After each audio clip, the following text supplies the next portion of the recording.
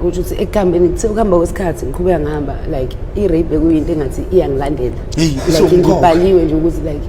mina nje ngi-easy kwi-rape nje ngiyi-rape victim yabo ngilula uNkulunkulu nanokuthi ukuba strong kusho ukuthi uthathe isinqumo sokuthi nginabantwana angigudluke ekubeni umama ngiwusili angigudluke ekubeni usili ngiwumuntu ngiphelela ngigudluki kulokho ngisho ngathiwa isilingo isithikamezo siyaqhamuka isithiyo nanoma yini kimina kusho lokho kuba strong usiliya kabambelele kulawo magama ukuthi usengakwenza uma ngempela ezoyitshela enhlizweni yakhe ukuthi uNkulunkulu uzomlekelela akwenze ungawuvumela